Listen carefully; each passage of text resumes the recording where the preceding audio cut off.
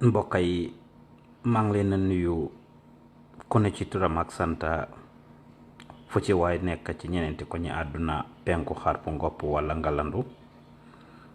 seen mbokk seen xarit Pa Ousmane Diouf fii ci Gambian Talents TV dellu si waat pour waxtaan ak askan bi ci li ma gis Banjul dinaa ko dooree tey am ñu bari wala ñu néew ci suñu biir ñu ne ma lu tax nga wax lu ma gis Banjul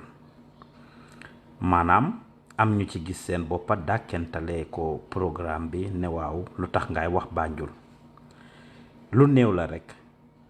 Banjul mi ma ci tudda mooy capitali Gambia te tur day uyu borom suñ ne Gambia ne Banjul mënuñ ko ci génnee so Banjul gi ma use pour tuddee ko suma programme bi is just a symbol of the Gambia su loolu weesoo mbokk yi ma ñëw tey pour waxtaan ak suñu njiit yi rawatina président Adama Barrow ak kilifa yi ci réew mi yépp ma ne waxtu dafa jot pour ñu bàyyi Gambien si ñoo foyantoo wala Gambien si ñoo nax tur daay uyu borom te lu waay di uyoo daf koy nuru ci tur bi ci jikko ji ci jëmm ji ak ci melo bi li tax ma wax loolu suñ dëkk dafa tollu foo xam ne ku ko sànni mbàttu mu toj te ñu war a jóg def suñ kéemtalaay kàttan pour liggéey ko keneen du jógee ci beneen dëkk pour liggéeyal ñu Gambia lu dul ñun Gambien si te loolu luñ war a def ci suñ biir boppa yi la yàlla def na nag suñuy njiit ñaareel duñ dee farataal loolu mun nañ ñoo diglu ne ci suñ soxlaa pour ñu jox leen réew mi wala place yiñ soxla waaye suñ demee ba toog fa dañoo fàtte mel ni du ñoom jamono jii réew mi dafa soxla président Adama Barrow pour mu génn wax ak askan bi ñu ngi ko ñaax di ko ñaan mu génn waxtaan ak askani Gambia loolu du loo xam ne dang leen a defal fiivu suma nijaay suma oncle Ibrahima G Sankare nekkut ne Gambien si moom lañ sànniloon karta ca December 2016 yow président Adama Barrow la Gambien yi sànniloon karta li ma wax nag ci gannaaw lu waay di uyoo daf koy nuroo ci tur bi ci jëmma ji ci jikko ji ak ci melo bi li ma gis Banjul man naxari na ma neexut ma te dinaa ko wax te am naa sañ-sañi wax ko génne leen politique bi tegee ko boor jamono ji Gambia yépp liñ war a gis mooy réew mi liñ war a gis mooy ni ñoo xeexee noon bii ñuy ooyee coronavirus nga xam ne moo lëmbe àdduna dëkk yu ëppa koom-koom dëkk yu ëppa àll dëkk yu ëppa xam-xam dëkk yu ëppa jamaa dëkk yu ëppa lépp loo munti xalaat ci àdduna dañ tegee everything aside ñuy xalaat di weccee xalaat pour bu set naka la ñoo def ba mun a xeex jàngoro bi mu génn seen dëkk li paase nag paase na waaye fiñ toll nii dañ war a defaraat toogaay yi bu baax président Adama Barrow yaag sa nguur man wax naa ko weer yi yépp paase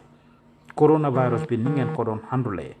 yokkutaaf doon moj beta mënoon ngeen ci gën a góorgóorlu bu baax a baax a baax a baax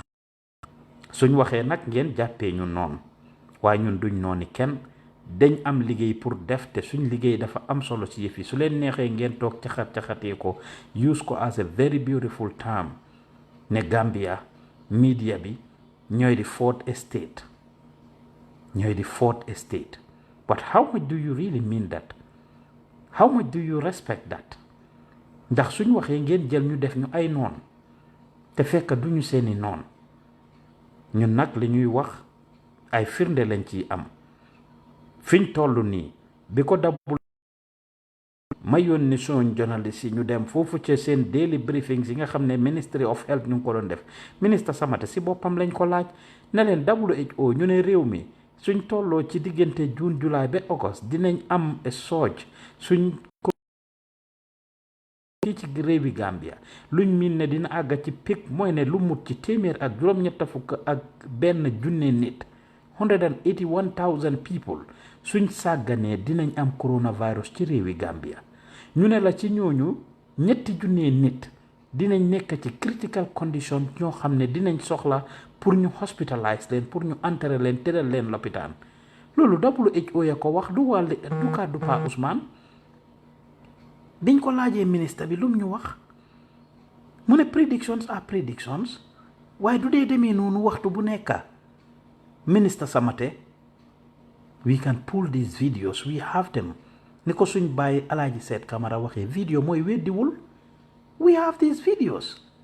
in which the minister said these predictions don't always go that way. They might be accurate, they can be accurate, but not necessarily always. mu ne ci ñetti junne beet yooyu lal yi nga xam ne réew mi dinañ ko war a soxla yéen a ngi doon préparel junne lal 1000 beds at the time according to Minister Samate or thereabout beds is what you have prepared. Ak junne yi ngeen dégg Gambien si di dégg ñuy wax junne yi millions yi ana xaalis boobu how does it impact the life of the average Gambian person si lan ngeen ko def you take this as a joke doore ko ci yow président bi ñi may topp ci lu tax Gambia du dem show have seen me showing pictures of you ma ne fàtte xeju fi te foog ñu fàttali leen on March 17th bi ñoo am suñ first case bi président bi you were wining and dining with the elders of URR at the State House ñu som la ni ndiiraan nga am sa ministre yi ñoom Amat Bah ñoom Ibrahima Silla ñoom Hadrame Sidibe ak ñoom seen ñu som la ñoom ak kilifa URR yi you just came back from URR the same period yow President Barrow you went to Senegal ne dangaa dem defi foofu noonu a conference bi nga xam ne yaag président Macky Sall da ngeen ko dee am leadership dafa am lum laaj te président bi nekkuloo woon di ñu wan loolu until 2 weeks ago or thereabout last week bii sax lañ fi gis sa National People Party bi and the programs they are having I have played their videos ci lu tax Gambia du dem show bi di ko wan Gambians in the middle of all of this how then can you promise Gambians ne yow you took this seriously some ministers yi we don't wish any of you pour ngeen am corona no but how responsible were they the way they handle things and the way they met man criticize naa leen bi leen Africell ñëwee di jox am $12 million yi domi check boobu noonu you see the vice president you see Mamboure Njie ak ñoom ñi fa nekkoon how excited they were with the Africell staff just to have a photo up with the dummy check li ma wax is evident I have the pictures I have the videos I played it on my show they were not being careful and we asked the same question to Mamboure Njie at the press conference what did he say oh the Minister of Health was not there to guide us this was Mamboure Njie's response go back and watch the video mu ne the Minister of Health was not there to guide us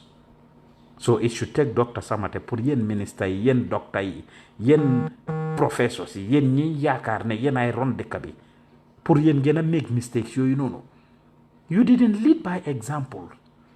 no wonder the average Gambians don't believe the coronavirus is in the country because nekku leen di lead by example ma fàttali leen ne lu waay di uyoo da koy nuru ci tur bi ci jikko ji ci jëmm ji ak ci melo bi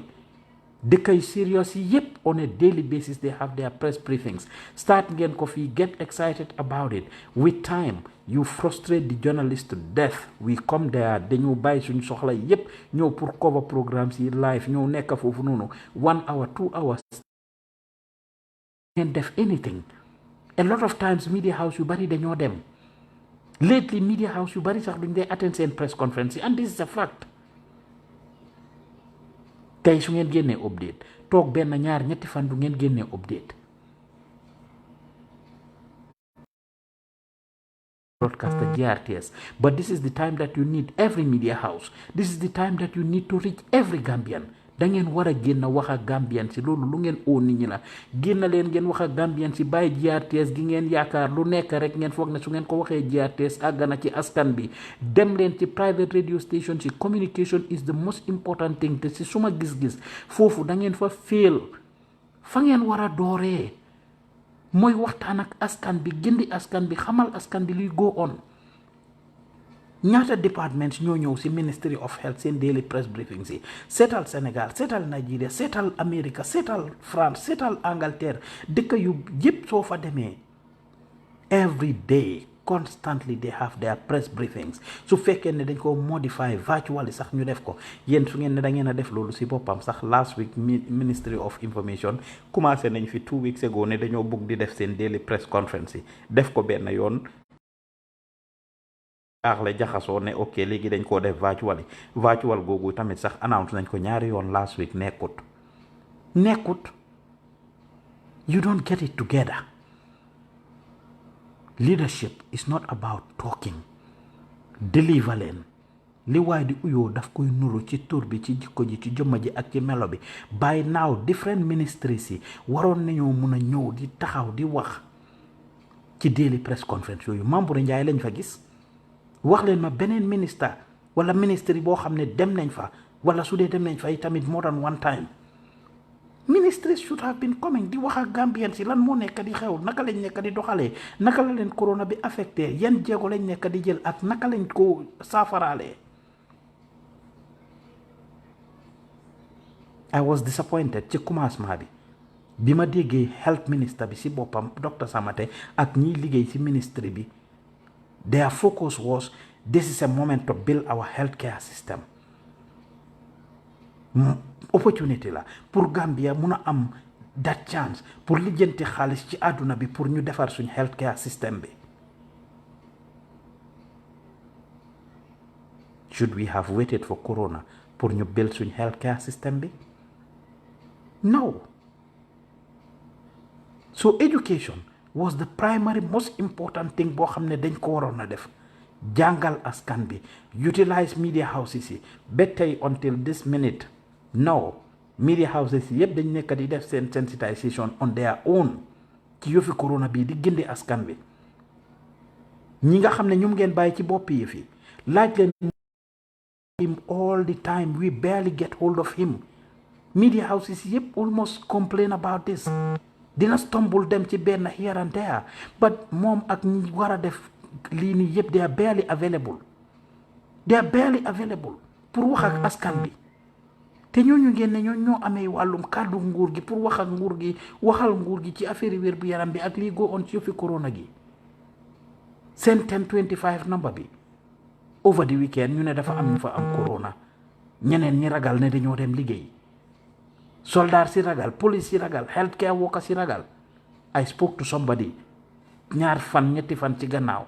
mu ne ma dafa wax rakkaan bi nga xam ne mu ngi liggéey ci lopitaan bi na bàyyi di dem liggéey ne wax na ko ba pare sax na bàyyi di dem di liggéey because óorut xaarulee leen joxuloo leen matuwaay yiñ soxla pour ñu def seen liggéey bi they don't want to risk their life yes they signed up for it they are frontliners waaye ci kaw suñ la joxee matuwaay yoo soxla every day ñu dégg ngeen ne da ngeen am consignment démba lañ mujjee amee phone call ne ok dafa am delivery consignment bu ñëw ndimbal goo xam ne Gambie am na ko from Turkey from China from ñële ana COVID organique su jógee Madagascar su ngeen ne da ngeen koo try dégguñ ngeen wax ci dara ana bagage su jógee China indil nañ leen ay tons of PPE su ngeen ñëwee display list at the airport receive ko at the airport what happened to these things because your frontliners are complaining ñun media bi waxuñ suñ boppa sax nag ndax dig ngeen ñu ba sonn ne di ngeen ñu jox ay PPEs ak yeneen incentives we haven't seen anything ndekam health workers yi ngeen joxut ñun foofu amuñ fa luñ fa wax. This is the time pour ngeen génn wax askan wi dëgga not pour noppi ñun li ñoo def dañ koo jéem a jaarale si yoon duñ génn rek di wax wala di waxantu li ñoo wax dafa am evidence mun ngeen a bañ Gambian Talents mun ngeen a bañ Pa Ous waaye loo bañ naar bi am jox ko nangul ko xeesaayam loo bañ naar bi nangul ko xeesaayam last week bi ma mujjee def programme I said some things about Africell ñu bari foog ne I was making it up bi ma wax affaire yi Mohamed Abbas dama leen wax ne dama jokko Moussa Cissé suma broda dama leen wax liñ xam ci Mohamed Abbas liñ ñu wax te dañ jox gaay opportunity pour ñu génn wax démba I had a lot of people sending me the pictures of screenshot of li Africell binda ne Mohamed Abbas réer na lu am la ñun ñoo ñaax waa Africell ne génn leen ngeen wax askani Gambien ci wax leen li xew I did it gisuma benn media house bu si génn wax ci benn I did it maa ñaax waa Africell ne leen génn leen wax Gambien si ak Mohamed Abbas di ko dal finally gars yi bind nañ ne yes he was tested positive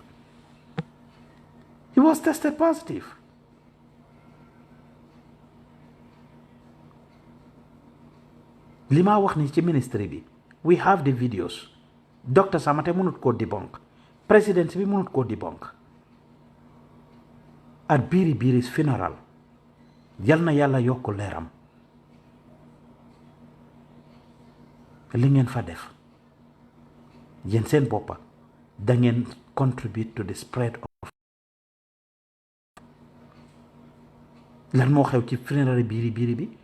yes giving him a national burial state burial wonderful thing ndax mënu leen woon a be creative around that ñi fa nekk yëpp ndax dañ fa waroon a nekk lu tax ngeen ibbi ko fan yi yëpp ñu ngi dégg suñ kilifa yi ak paa yi ak mag ñu bari ñu ngi réer suñ papa Aliou Mbodj yal na yàlla yokk leeram ñun interview nañ ko foofu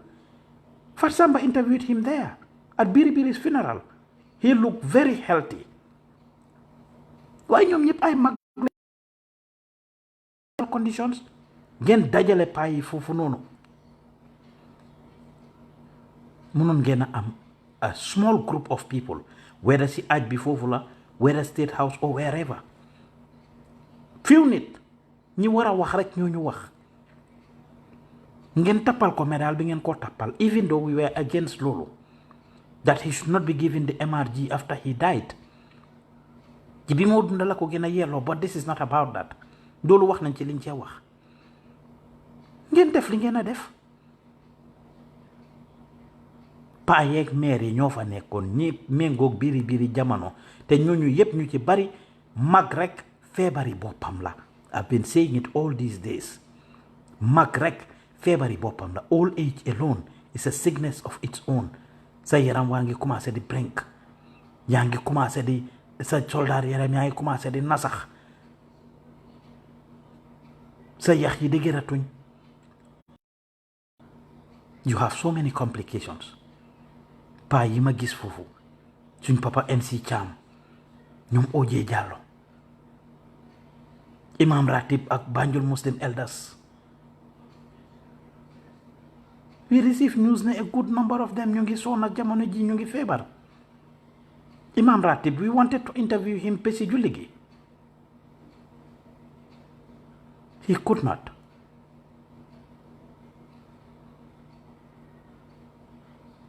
dañ war a bàyyi suñ xel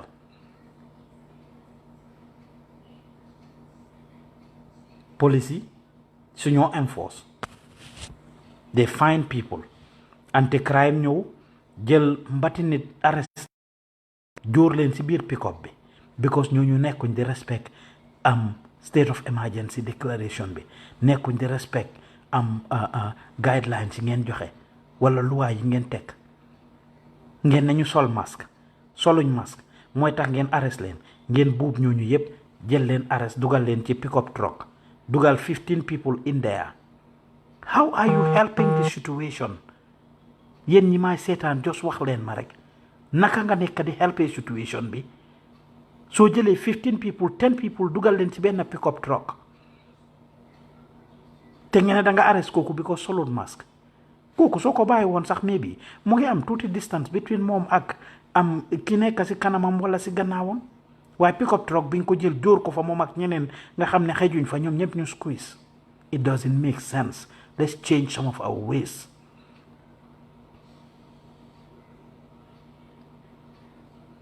Président Barrow nag génnal waxa askan bi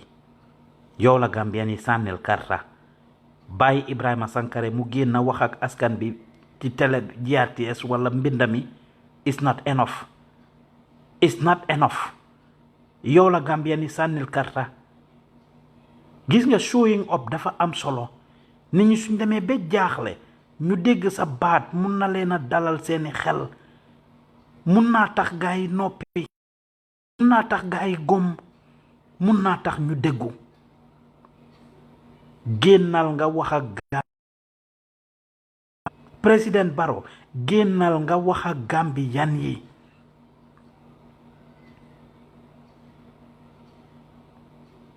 yes ñu bari nañ argue ne Barrow Ibrahima Sankare mooy government spokesperson waaye dafa am lum yelloo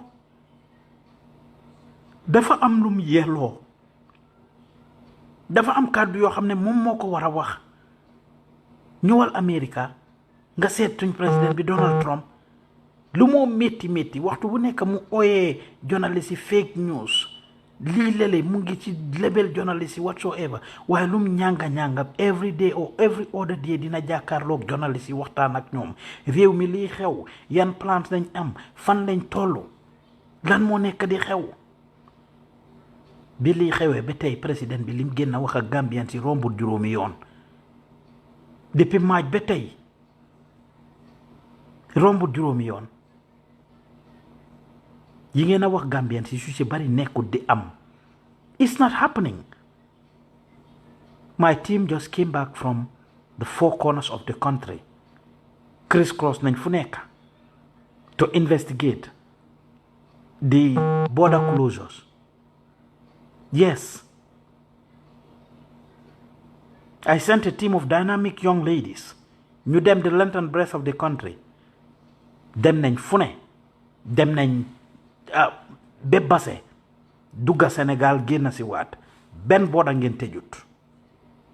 I spoke to them while they were there. They did interviews inside Senegal. The same thing Farafenni dugga nañ Medina Sabax dugga nañ Poste Kër Ayib dellu si waat controls ngeen ne tëj ngeen border xëj na suñ ne dañ dem si porous border si ngeen ne waaw dañ jaare si yenn dëkk yoo xam ne lii but we did this deliberately not to go through the porous borders. We went to the borders, actual borders, the famous border crossing points from Basse, Tambacounda nga dem Farafenni, Medina Sabax ak Kër Ayib, dem Kër Paate, dem Karang, dem Jiboro. We went to all these places just to investigate. My team had gone in and out of Senegal without any problems. Right now as we speak, I have family members ñoo xam ne dem nañ julli ji Sénégal ba dellu si waat ci dëkk bi. Dem nañ julli ji Sénégal ba dellu si waat ci dëkk bi. This is not something I'm making up.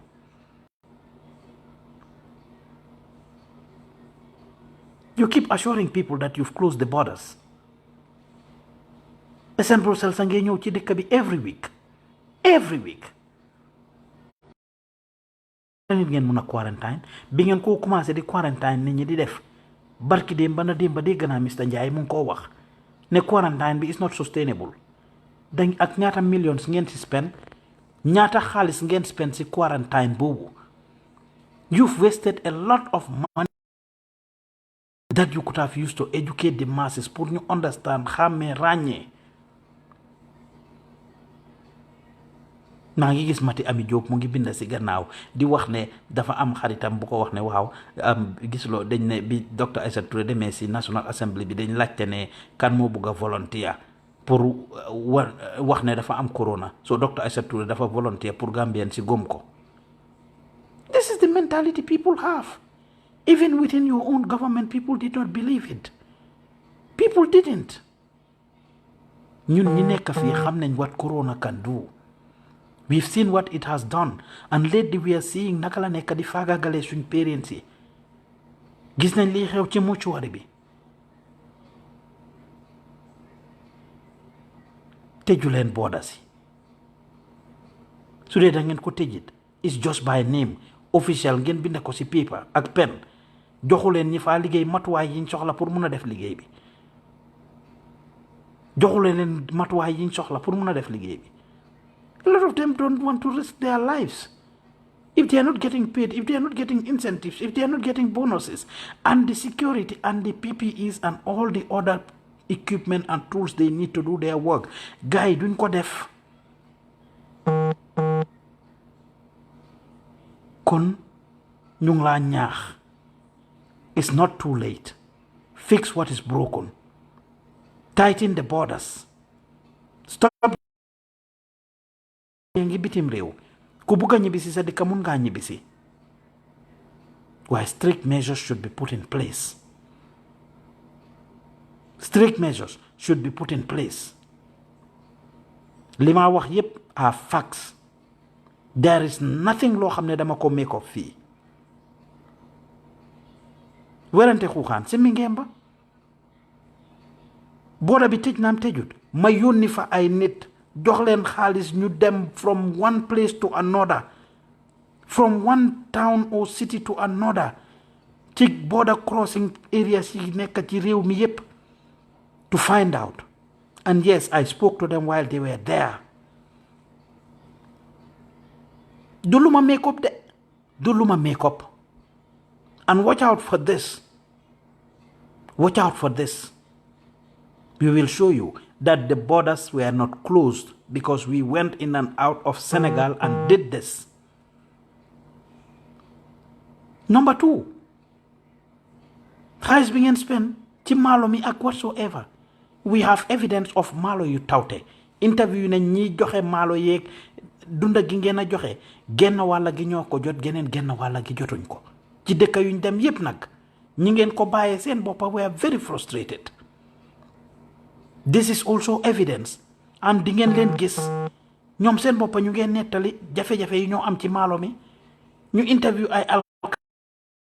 lekkuñ naanuñ fayula leen ñu toog di garder maalo yi di jël ay baas di ko def ci kaw maalo yi because bëgguñ mu tawte yàq ko max yi di lekk maalo yi ci suuf ci ron taw bi di dóor yenn yi because amuñ ndigal pour distribute ko. This we have also shown you even ci kombo gi sax nag about 2 months ago waxuma laa nag fiñ tollu nii. We have to identify the issues. These are evidences. Santa yàlla ci bi nga xamee ne askan bi jamono ji ragalu ñoo wax ragalu ñoo feeñ tele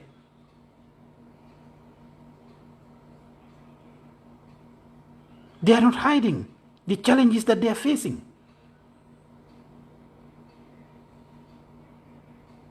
I'm not making up anything.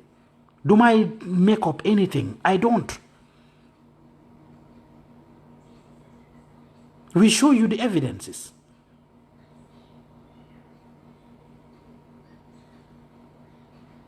Réew du yëfi caaxaan lii du Baro Kunda du Juuf Kunda du Jammeh Kunda du Mende Kunda du Jallow Kunda du Sidibé Kunda du nu la neex rek téye ko caxat-caxatee déedéet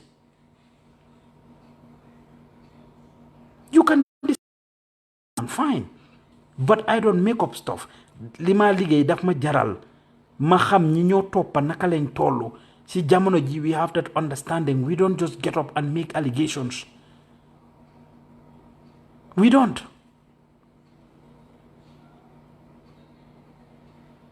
su ma doon yéen nag di ngeen ci jàngee ndax jamono ji suñ healthcare system bi gis ngeen nu mel ngeen ne jël ngeen xaalis bi order ngeen ci ay ambulance order ngeen ci lii order ngeen the things that you claim you have done is not being felt by the average person. There is no capacity. It looks like there is nothing being done. Testing centers, I mean, where the people were not properly trained, Ndemban,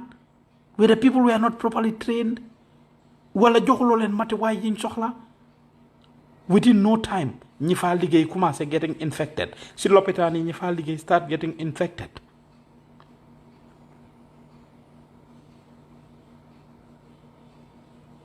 It's sad. Every sector of how you handle saying every policy about this COVID could have been done much differently. Wastage bu bari mo ci xew, yàqa bu bari mo ci am, with very little impact. And the evidence is there. Investigator nañ leen tamit yëfi school ci wax naa leen ci maalo mi ngeen ne tëj ngeen booda yi wax naa leen ne we have all the evidence ne tëju leen booda si because ñun dugg nañ génn biir Sénégal left and right. The same thing wax naa leen ci yëfi maalo mi ne genn wàlli population gi jotuñ ko. The same thing yëfi education policy bi ngeen ñëwee ne da ngeen a jël télé yi ak rajo yi nit ñi di ci jàng effective wut xale yi tooguñ ci kanami télé yi déglu ne dañoo déglu yéen seen lessons yi. The kids did not sit in front of the TV. Very few of them did. And I'm saying this because dañ xaar ba waxtu bi jot 10 o'clock 12 o'clock te waxtu bu ngeen wax ne si la xale yi war a toog ñun ñu dugg ci community bi dem di jël community bi dem Old Jooswang dem Bakaw dem different places pour di jël kër to kër di seet ndax xale yi ñu ngi toog di seetaan télé xale yi seetaanuñ télé xale yi déglu wuñ radio. That was wastage. Big wastage. That was a big waste. ngeen jël ñaata millions ne da ngeen ko spend si loolu. defar ay billboards around the country. kan moo leen faale? Billboards all over the place. Is this a way to cash in? Is it a way to cash in? kan moo ko faale? boobu mooy sensitization bi ngeen def. jël ay billboards def ko. Like I said, yan media house ngeen fay besides IOM the short project that they are doing for you ñëw jël benn ñaari fan ñetti fan defar vidéo ñu play ko ñaari fan ñetti fan ñu stop ko. Is that enough? How many places can IOM reach? da ngeen waroon a spend xaalis ci education. It's not too late. I am saying educate the people, educate the people, educate the people. maa ngi doon wax si health care system bi léegi private hospitals yu si bari tëj nañ RVH amuñ capacité yéen seen boppa su ngeen feebaree fu ngeen a dem ku yar sa kuy balaa daan kenn daan la ku yar sa kuy balaa daan kenn daan la jamono ji mënu leen a tukki dem fen pour dem faju ji fen ngeen mun ta dem ku ci feebar ci yéen ci biir réew mi ngaa fajoo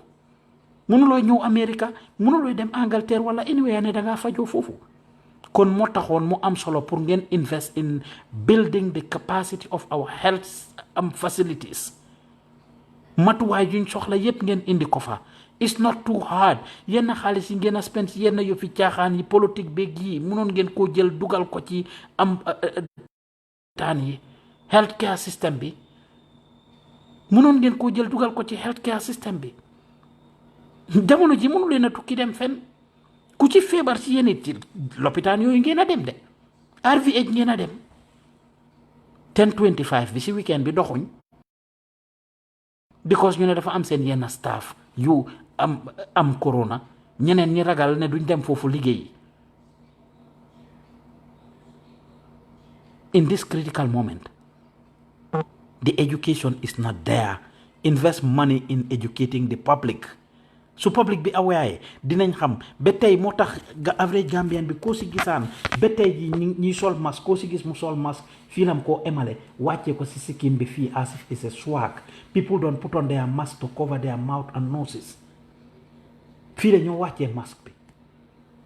wala ñu sol masque di shake hands joxante loxo because they are not aware. They don't know how to do this.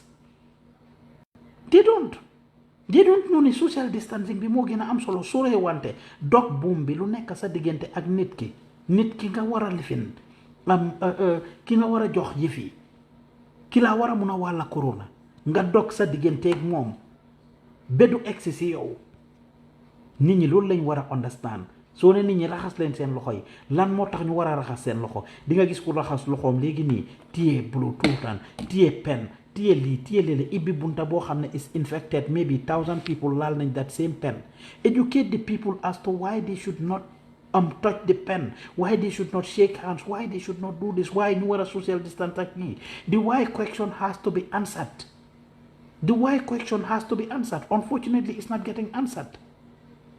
Educate leen askan bi xamuñ toog leen seen kër yi lan moo tax ni ñu war a toog seen kër yi the average Gambian suy dem di dafa xëy dem uti lim am ñëw fii ci njabootam wala li moo liggéey tey ëllëg suba moom laa xëy jox njabootam gi dépasse ak lunch ak all the things that yim leen war a jox toog leen seen kër yi lan moo tax ni ñu war a toog seen kër yi xamal leen ko jël leen ay jéego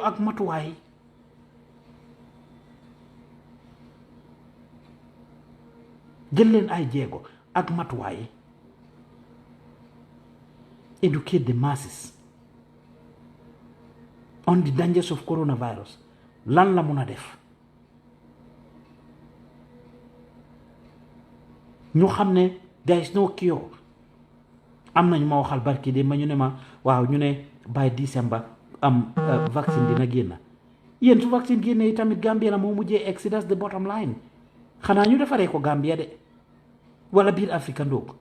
waaye su dee tubaab yi la ñoo xaar tubaab yi defar vaccine ñoom ñoo ko gën a soxla jamono ñu defar diñ toll nii suñ ko defaree ba mu war a génn because du luy génn rek ñu def ci mass mu nekk mass production nga xam ne dañ see am in volumes it's gonna take time balaa generic version si di génn of whatever ba mu war a mun a egg si Gambia. Corona is here to stay again. Gambian si ma baaxee leen baaxee suma boppa according to WHO Corona is here to stay dafa ñëw pour join family of diseases feebar yi nekk ci àdduna bi Corona dafa ñëw pour bokk ci ñoom soo fen la demut ni ñoo toogee ne dama malaria dama tuberculosis dama soj dama lii noonu ngaa toogee ëllëg ak gannaaw ëllëg ne dama Corona wala nga kool wala seeti sa mbokka because dafa Corona woon lim nekk lu ees la rek moo tax mu demee nii ñaanaluñ leen ko waaye you need to get it together. The systems are broken.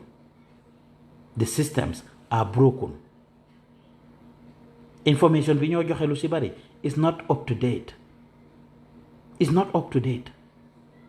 Sàggante rombut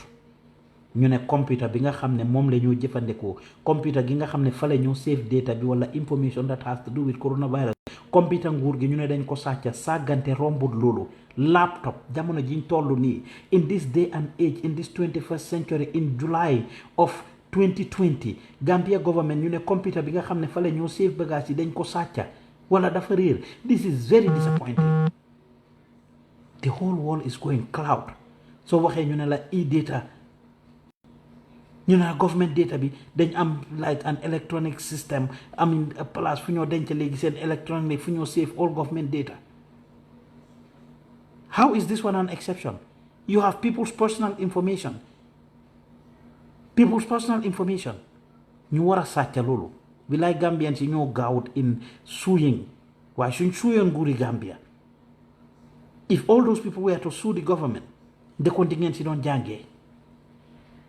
I was very disappointed to hear that. Saving data on a laptop. li laa wan ne ñun we are behind bi ma déggee ñuy wax affaire yi lii maalo mi niñ koy doxalee lii ak lii ma dégg BCC di def ay press conference ñuy wax yëfi maalo mi di xëccoo foofu noonu between am BCC ak nguur gi waaw naka lañ ko defee ñu ne information bi dañ ko am pour def si Excel spreadsheet lii la leen. I was like what in 2020 that is where we are with all the monies we are spending to do so many different things. Misprioritizing, misplaced priorities. We are not only going to identify issues, there are prominent Gambians in and out of the country who can help you genuinely pour ngeen fix this problem. Barki démb gis nañ suñ oncle Lat Joor bi nga xamee ne Lat Joor Njaay bi nga xamee ne yëf yi tànga na ba tànga ñu ne am nit ñaa nga deet house amuñ fuñ leen def ñu ngee dee ngeen a jël nit yi seen niw yi bu yàggut nii rek ñu ngi binda benn story Mr Aboubacar Mbye yal na yàlla yokka leeram ci dëkk Lamin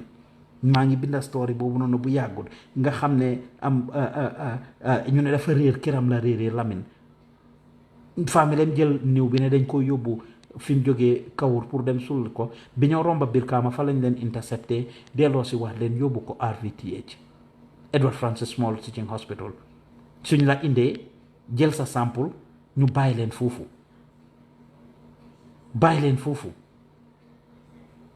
we should be able to upgrade. Corona bim commencé as there were a lot of challenges but léegi testing see kii it doesn't take that long léegi ñu jël dead bodies yooyu teg leen foofu. It was a big challenge. Families coming in and out. There is no control. Nit ñi di ñëw di forcer ne dañoo jël seen loved ones yi ñu leen a dem jullee. A lot has not been in place. State of public emergency bi requires 90 days. Dinañ ñëw ci loolu. But like George suggested, ne ngeen jël containers yi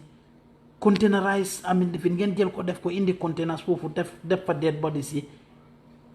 ngeen ice ko def ko mu freeze 20-40 feet container yi su ngeen ko jëlee nañ ci amee mbat ci port bi convert ko into freezers jël dead bodies yi def ko fa.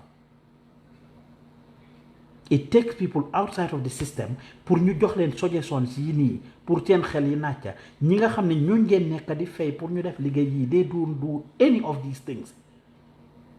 lan mooy seen liggéey ñi nekk di fay pour ñu def liggéey yi duñ koy def. It has to take outsiders pour ñu ñëw di leen xelaatal di leen jox ay xelaat. It's rather sad and unfortunate and it's not right because yéen a nekk di fay ko pour loolu.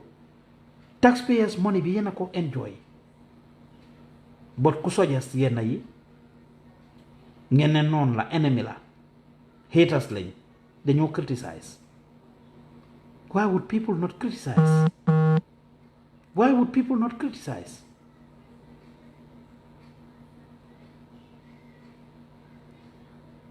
Get it together. Génnal nga wax ak askan bi. Oil sa gaay yi. Go to the ground if you have to. Learn from your brother Paul Kagame.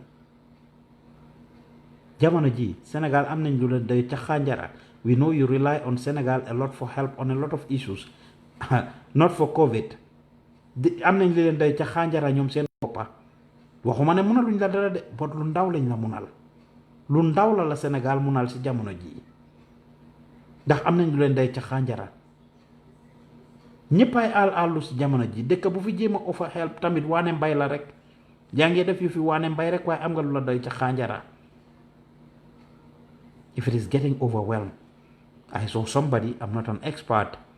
but we do research and we see what some of the good ideas that Gambians are given. Like I said, Lat George suggest na pour ngeen jël containerize lii ngeen freezer si jël ngeen container indi pour def fa gaa yi.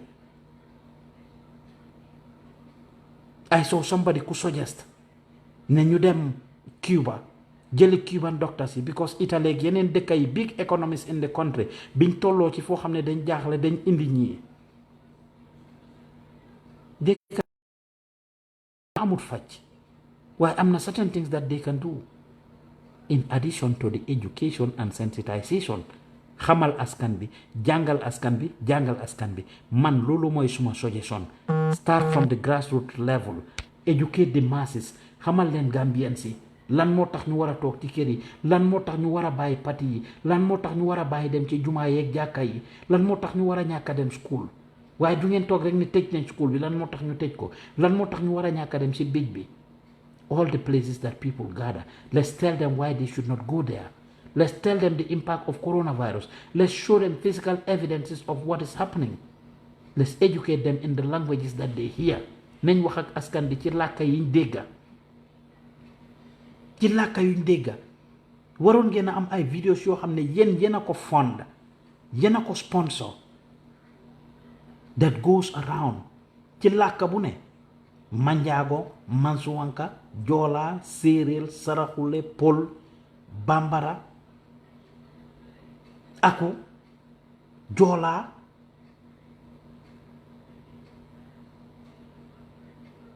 yépp. In fact, maa gis Iliman Salum Jaay ngi bind Modou Cissé died because of lack of oxygen in the hospital. And I am told from a very credible source ne oxygène boobu ñu ñàkka ci lopitaan bi du ne oxygène amul ci dëkk bi de du ne amul ci dëkk bi Gambia oxygène ang fa ñu ne di type of waxtu biñ ko war a order ci lañ ko order wut su fekkee ne yaa ngi amee dara I have this with me mu war a jeex su demee ba tollu fii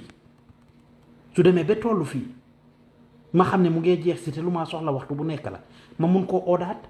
waaye su ma xaaree ba mu jeex tak naka laay def they waited till the oxygen is finished completely finished balaa gaay di order and procurement process bi takes time. It's a system that should be put in place. doo dem rek ne ni jox ma oxygène rek ñu jox la foog ngeen wax lu leer lu set.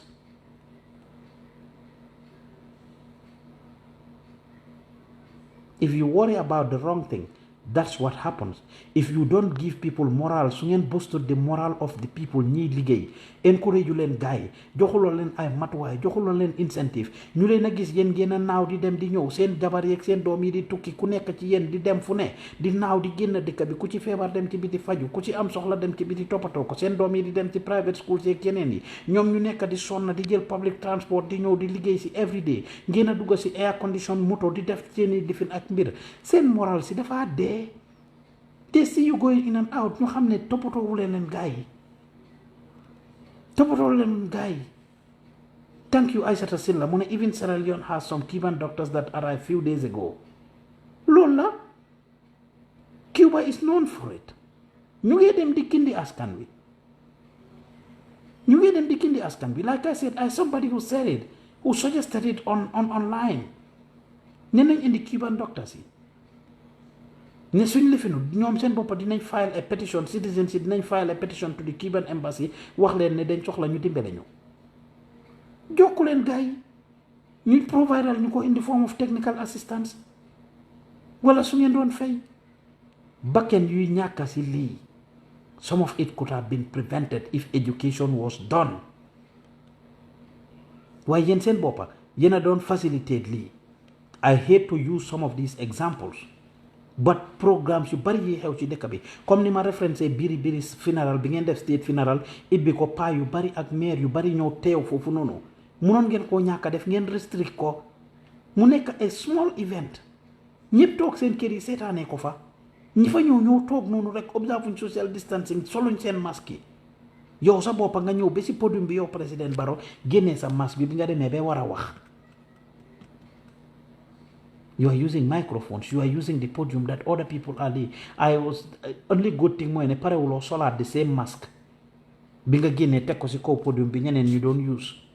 laal ko seen loxoy seen saliva si it just goes to show how much you are aware. keesi biri bi am sportsmen yi waa GFF téye ñëpp téye ko lifin you came and touched the same thing without wearing gloves or anything. This is evidence. We saw the videos. We were there. We covered it.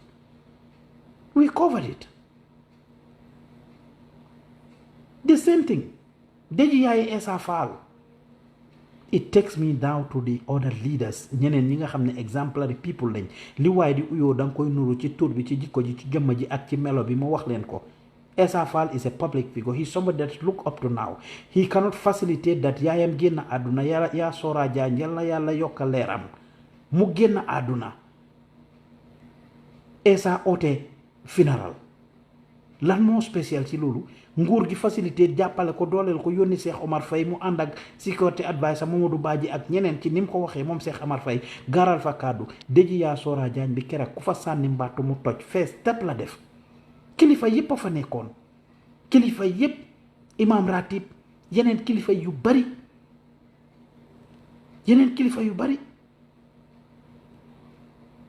I'm not making it up. We were the only media team that went there. Ku bëgg a gis vidéo bi seetaanuloo ko contact ma seen la link bi nga gisal ko sa bopp nga seet ñaata nit a nekk foofu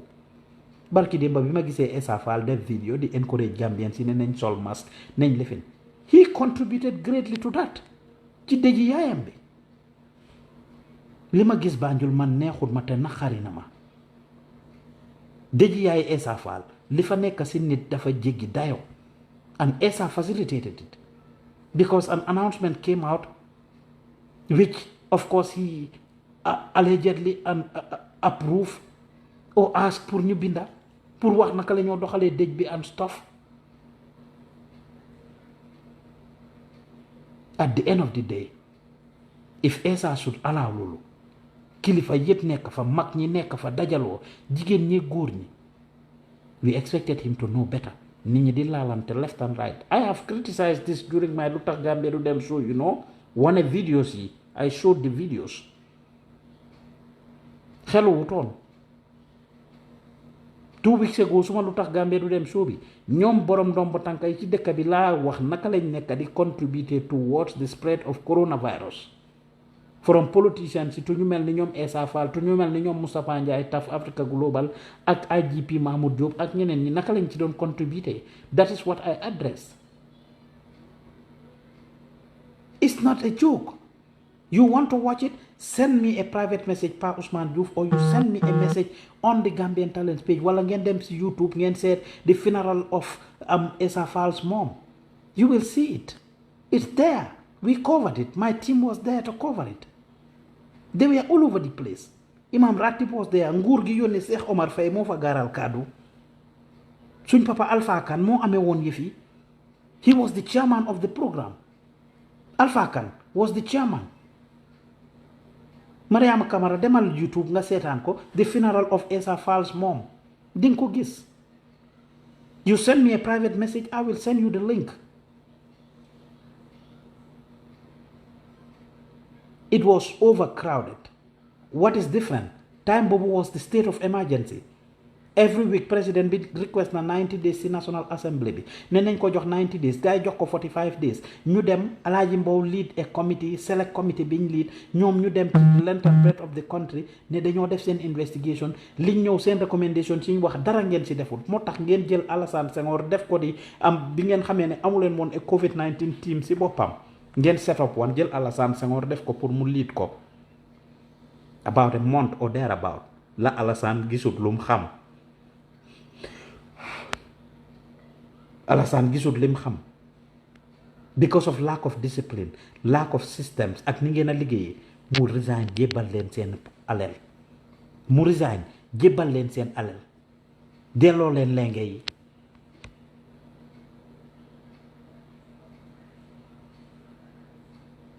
state of emergency you continue to declare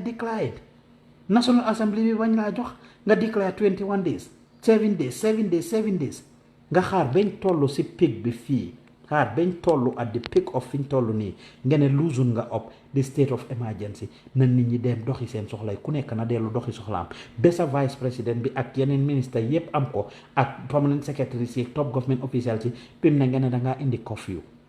10 pm ba 7 am 6 am whatever 5 am rather loolu ban njëriñ laa am su dee ñuy dem ci club yi la su dee xale yi dem di fola jamono jooju nit ñi should be in their houses makut benn much sense curfew bi ngeen a impose nii wala bi ngeen a put out nii du ngeen achieve lu bari even soldats ak police how aware are they pour naka lañ war a handle public bi ndax ñoom seen boppa are they well educated and trained pour ñu xam ne ñoom seen boppa they are at risk gis nga bi corona di serious fii wax naa ko ay yoon damaa dox ci mbedda mi fii du may gis benn police anywhere I barely see any police because they were at risk. Guess what was done to the police? ñu jël leen yóbbu leen ci public place yi foo xam ne nit ñi dañ fay dem gars yi dem di guard foofu di avoid ñu dem ci park yi taxaw ci bunti park yi kenn du fa dugga marché yi ak place yoo xam ne nit ñi dañ faa nekk potentially to enforce those things fu mel ni Albert Market fu mel ni Serekunda Market fu mel ni marché Brikama ak yeneen place yi send the police there ñu observe ko ngeen jël ay ndox yi nii pour nit ñi di raxasu ngeen def ko everywhere fii nii they are doing it boutique yi boo si dem ñu ngi am those policies. It's not impossible. Learn from some of those things. Train them pour ñu understand ne waruñoo laalante nit ñi ñoom seen boppa kuñ laal they are gonna be at risk but they can enforce it. bu marché bi crowded balaa ñëpp di duggandoor ci marché bi nañ am 100 people ñu dugga su leen óoree ne am nañ 100 yu génna fii nii soo demee si bunti boutique yi bu si nekk dafa am ku taxaw ci bunti boutique bi loolu rek ay liggéeyam bu corona dooree ba tey loolu mooy seen liggéey taxaw ci bunti boutique bi ku ñëw ñenn ñi iPad lañ amee wala tablet or phone ku ñëw they have an app or something that they log it on but guess what am na ñoo xam ne they are doing it manually su kenn duggee ñu binda keneen dugga ñu binda keneen dugga ñu binda bi moo nekk si pic bi su ngeen ñëwee da ngeen a rang yenn sax ñu jël shopping cart def ko si diggante nit ak nit I remember going to Casco dañ jël a whole shopping cart and put it between us ñun customers yi su 10 people génnee ñu allow 10 people ñu dugga 10 people génna ñu allow 10 people ñu dugga 10 people génna ñu allow 10 people ñu dugga. Now I am not saying we can have the numbers right in Gambia. We may not have all of those things. We may not have all of those gadgets. Why we should be able to at least control it. Nañ dem si marché yi buñ nangu ñëpp di duggandoor. Buñ nangu ñëpp di duggandoor.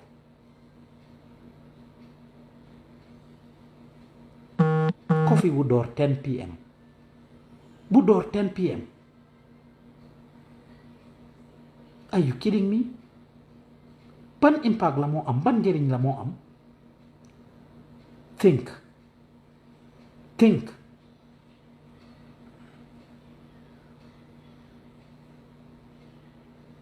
You have to use what is applicable. Li mun a dox seen dëkka. Start with education. Jàngal leen askan bi. Wax leen askan bi dëgga. Génn leen wax ak askan bi. Show them. Let them know why they should do what. Let us know why we should do what.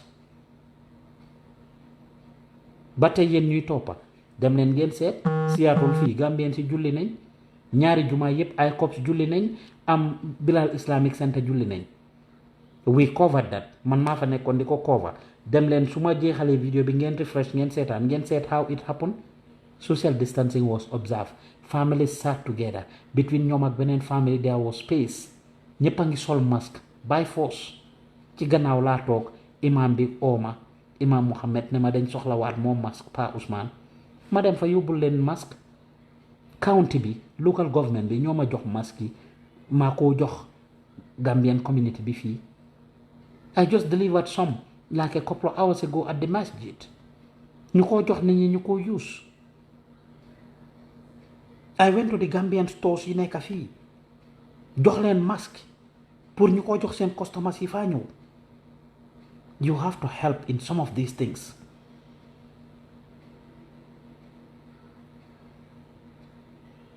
kon dafa am solo.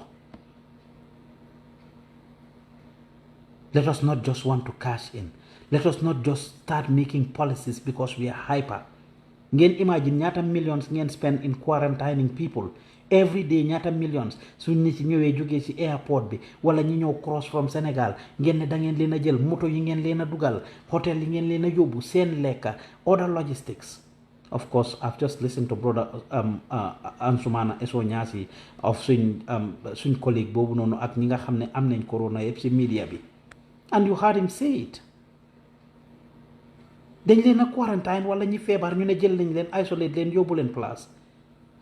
duñ leen jox anything. Nothing. They get frustrated.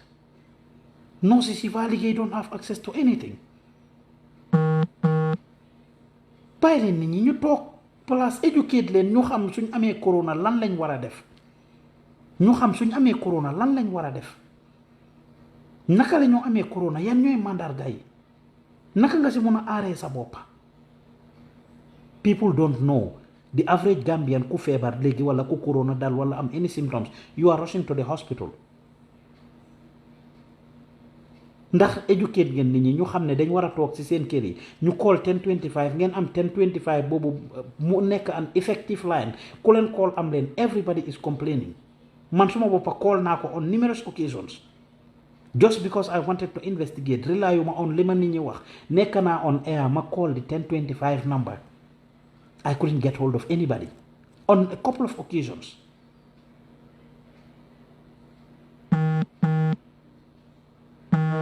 get sick people have corona ñu doxal seen boppa dem si lopitaan yi ñu ngi expose seen boppa ñu ngi expose moto yi ñoo dugga amuñ seen own moto ñu ngi expose ñi ñoo bokkal moto suñ demee si lopitaan bi képp kuñ encounter ñu ngi laa expose. If people know this, they will actually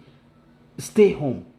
And if your 1025 is effective, su nit ñi koolee ngeen jël ba pare def ay matuwaay pour ñëw teew fa si saasi dina effective. Spend more time in educating the people. Jàngal leen nit ñi génnal di wax ak askan bi yow sa boppa jamono ji is not the time pour nga bàyyee yëf lenge yi Ibrahima Sankare is not the time pour nga bàyyee yëf yi docteur Samate mun na moo wax yes mun na ñoo wax but for the most part every couple of days or at least once a week Gambian si war nañ laa dégga génnal wax ci làkka yi nga comfortable ci làkka yi nga dégga génnal wax ci làkka yi nga dégga yi nga comfortable su fekkee ne anglais bi ñu bari ñu ngi laa criticize ne maybe bëgguloo expose sa boppa because anglais bi baaxul noonu and like we will not take that very serious. That would not be a genuine excuse. You are a very eloquent person, President Barrow. So waxee fasaha nga and fasaha lu am solo la soo waxee ci olof you express yourself very well soo waxee ci soose you express yourself very well soo waxee ci pël you express yourself very well soo waxee ci saraxule you express yourself very well yàlla may na la nga dégg at least ñeneen ba juróomi làkka ci làkki Gambien yi which is very rare even suma maas gi wax ni sax olof ak soose rek lañ dégg ñu taxale tuuti pël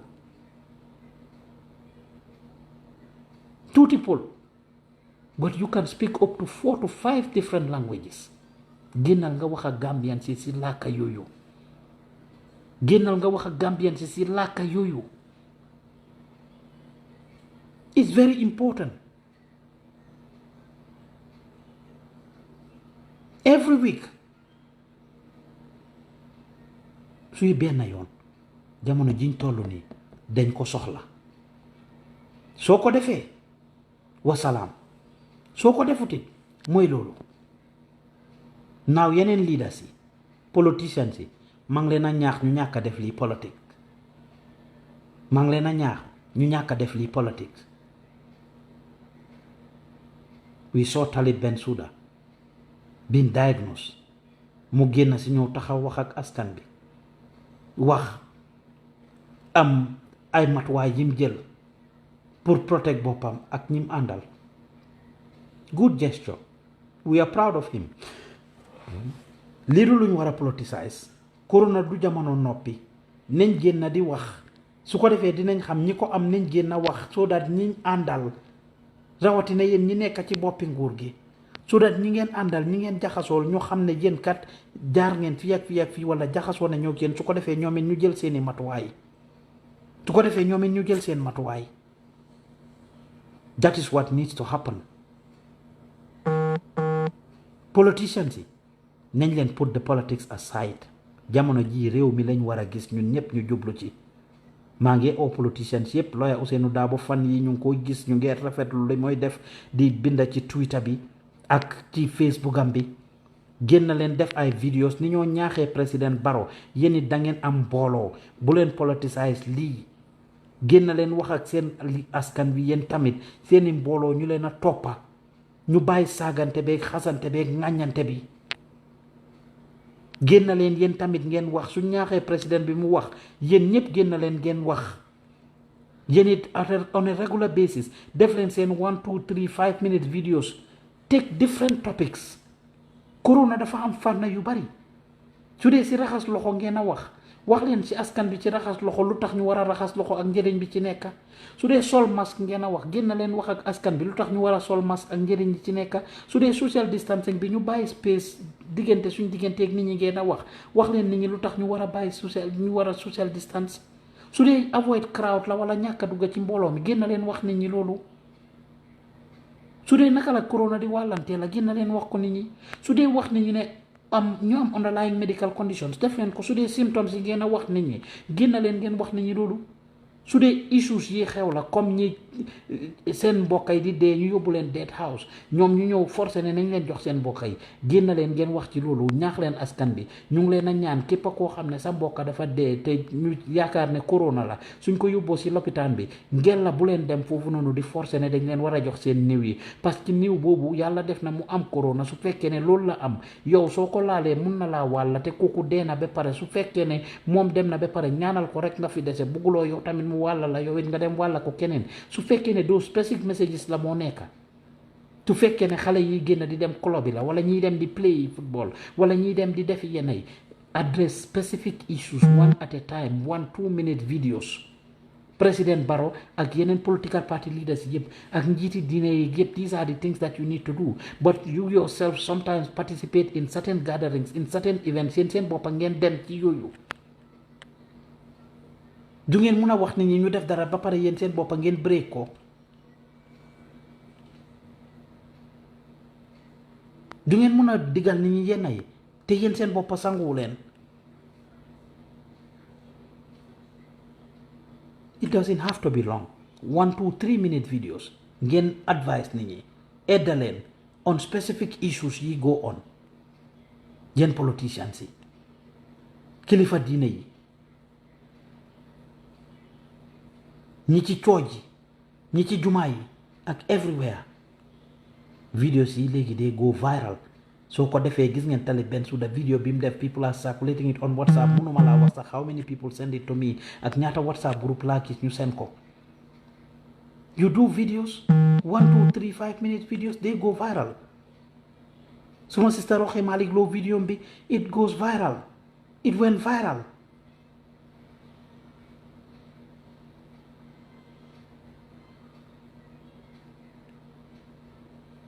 few minutes génn leen ngeen wax ak askan bi avoid leen di dem ci yenn place yi wala di def yenn yoo xam ne su ko askan bi gisee ngeen def ko yéen dinañ foog ne is right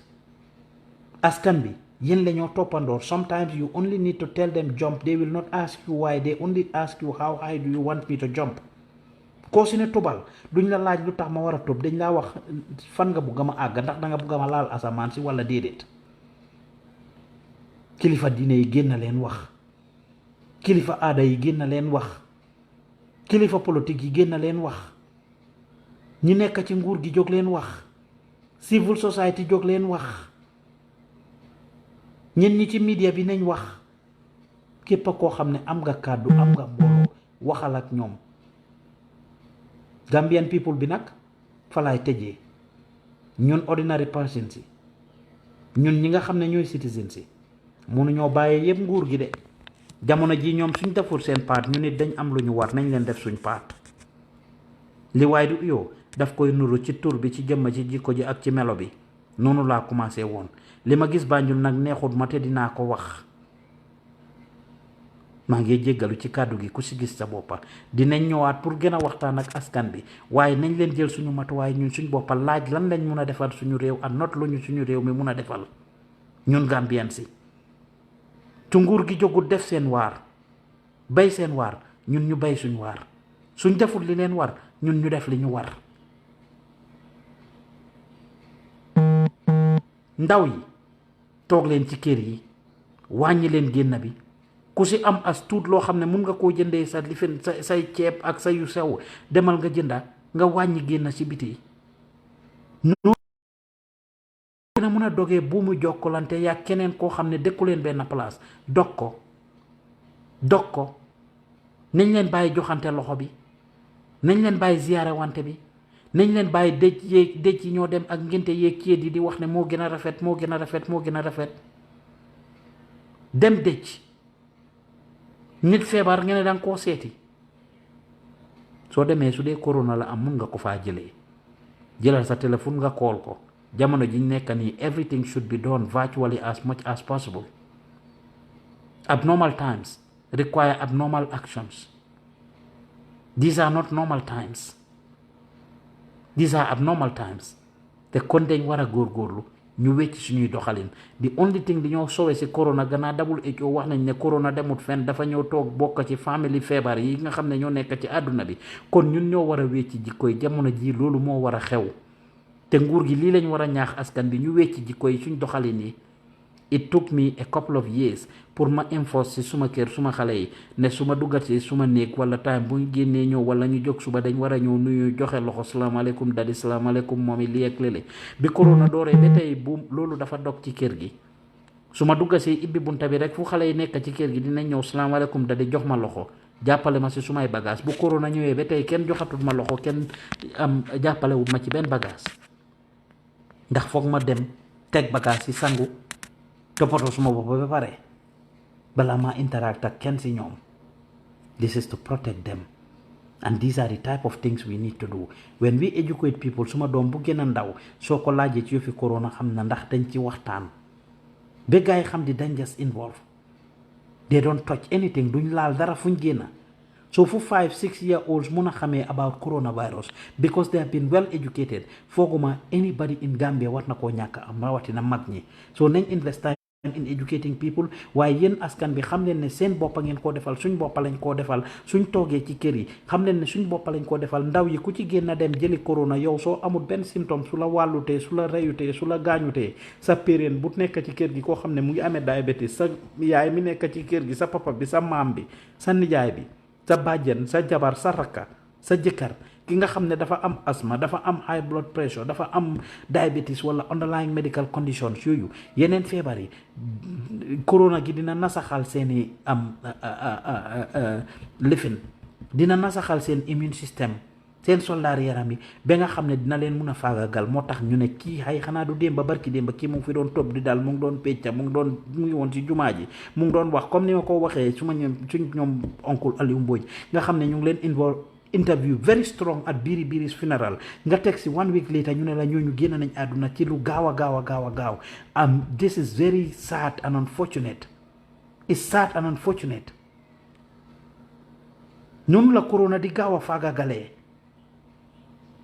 noonu la gaaw a faagagalee kon it's very important pour ñu bàyyi suñu xel yéen ndaw yi ku ci génn nag sa parents yi ngaa lor corona amagut faj de amagut faj ñi laa wax ne la jëfandikool laaj xoojal alxuraan defal lii defal lele su xoojam alxuraan wala njàngam alxuraan doon faj corona ci jamono ji ndekoon makkatul mukarama duñ ko tëj ren ji kenn demut aji ji lu dul ñoom ñi fa nekk te gis ngeen leen ni ñoo toppee matuwaay yépp képp a kuy aji màkka siyaanaab videos yi tamit ak pictures yi yéen a ngi leen gis ñu ngi sol ay masque ñu ngi apply social distancing ak yeneen yi yépp so kon therefore nañ leen bàyyi yenn myth yi nga xam ne ñu ngi koo wax about corona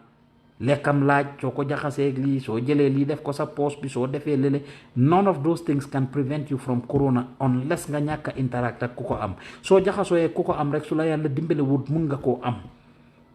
te soo ko demee wàlla ku am underlying medical condition mun naa jaxase kooku maa ngi gis nag ñenn ñi ñu ne yenn symptômes yi benn si latest symptômes yi xew a Banjul ci yiñ ma wax mooy nga ñàkk am appetite doo test wala nga feel anything sa gémmiñ gi dara du si saf it's one of the symptoms of corona ci ñu bari ñoo xam ne am nañ ko of course ñu bari seen mandarga yi daf dee utee waaye ñu bari ñuy am feeling boobu ngeen bàyyi seen xel nga toog sa gémmiñ gi du saf dara sa yaram wi dee nga wig tayal these are some of the symptoms ñu bàyyi ko xel nokki gu metti yaram bu tànga these are some of the symptoms yoo xam ne dafa am corona daf koo indi saxaat bi so kon nañ ko bàyyi xel te képp a kum jot ngeen la bul dem lopitaan trial call 1025 bi nga seet liñ la advice nga def loolu kon save leen seen boppa aar seen boppa ak seeni njaboot ñu ngi leen ay bëggee bu baax a baax ci déglu bi ak seetaan bi su dee gis nga sa boppa ci vidéo bi su dee am na loo fi jàngee su dee am na loo xam ne wax naa ko loo xam ne njëriñ na la yow wala mu njëriñ keneen nga foog ne mun naa njëriñ keneen shareal vidéo bi. These are the type of things we need to do gindi askan bi ci li nga xam ne moo nekk di xew li ma gis Banjul rek nag laa doon wax li ma fa gis ak li ma xam laa doon jéem a share ak askan bi kàddu gi li ci rafet ci yàlla lu ci ñaaw ci mun la yàq kenn ŋàñña kenn tilimal kenn jiiñal kenn taxut ñu jóg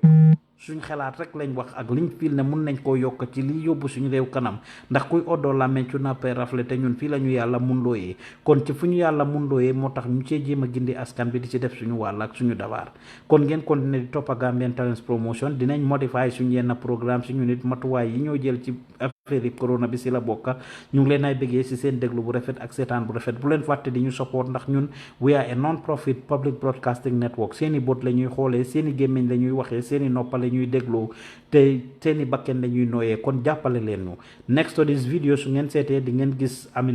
stars mun ngeen ñoo jox ay stars loolu dina jàppale Gambian Talents pour mu gën a mun a dem kanam pour mu gën ñoo mun a dooleel di ngeen gis green button tamit with a love sign in it su ngeen ko cliquer dina leen yóbbu to a secured link fu ngeen ñoo mën a contribuer $5 a month pour ñu mun leen a indil investigation ci ma leen wax ak liggéey boo xam ne ñu ngi koo jéem a def su ngeen gisee ma mun a dooleel xale yi ñu dem ba Basse ñu dem ba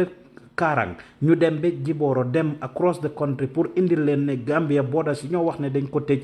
nañ ñoom tëjuñ ko pour gestu ko kon dafa fekk yéen nee na ñu mun a dooleel su ngeen gisee ñu mun a yónni pour ñu dem di gestu ndax maalo mi ñu wax ne ñu ngi koo jox askan bi ndax askan bi jox nañ ci yéen a ñu mun a dooleel kon yéen ñiy seetaan click leen on that green button with the love sign ngeen subscribe for just $5 a month wala suñ PayPal account bi ngeen support ñu wala ngeen yónnee ko Gambia si 7833524 lépp lu ngeen ñu yónnee rek dinañ ko use pour dooleel plateforme bi pour jënda jumtuwaay yi ñu soxla pour fay xale yi nga xam ne ñu ngi liggéey foofu noonu ñi ñoo jàngal métier bi ñu jaxlaf ci pour ñu gën a mun a def liggéey bi pour mun a def investigation ci pour jënda jumtuwaay yi ak dooleel leen ndax jamono corona gi kat dañ soxla ndimbal bu bari